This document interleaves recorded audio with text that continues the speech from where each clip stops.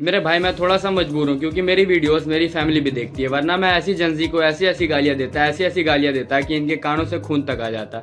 दरअसल बात यह है कि इंडिया को छोड़कर आपने अदर कंट्रीज़ का न्यू ईयर सेलिब्रेशन रील के माध्यम से देख ही लिया होगा, लेकिन आइए अब मैं आपको इंडिया के जेंजी का न्यू ईयर सेलिब्रेशन दिखाता हूँ। हमारे इंडिया का जेंजी न्यू ईयर के सेलिब्रेशन वाले दिन शराब के नशे में इतना धुत था कि वो ये तक भूल गया कि वो इंसान भी है। शराब इतनी ज़्यादा पी गई कि लड़के मर्द होना भूल गए और लड़कियाँ अपनी सेफ्टी।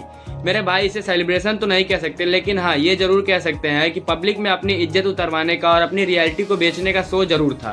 खैर हमारे लड़के तो पहले से ही इन मामलों में कम नहीं थे, लेकिन हमने अब अपनी लड़कियों को भी इतना पढ़ा दिया है और इतनी अच्छी इक्वलिटी सिखा दी है कि अब वो भी इन मामलों में लड़कों से कम नहीं रही। ना होश ना हद और ना ही खुद की बॉडी का ख्याल और ना ही खुद की सेफ्टी की कोई चिंता। और हाँ प्लीज़ कोई भी कमेंट सेक्शन में आकर फेमिनिज्म, जेंडर इक्वलिटी, लड़कियों के छोटे कपड़े और लड़कियों की आज़ादी की बात मत करना, क्योंकि आज मैं अपने इंडिया के जेंजी के दिमाग के नंगे हालात की बात कर रहा हूँ।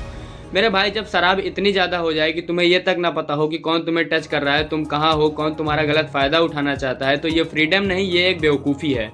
कल को जब कोई लड़की समाज में अनसेफ फील करती है तब हम पूछते हैं ऐसा क्यों, लेकिन आज जब हम खुद ही होश और सम को बेच बैठे हैं तो फिर इसका जिम्मेदार कौन है।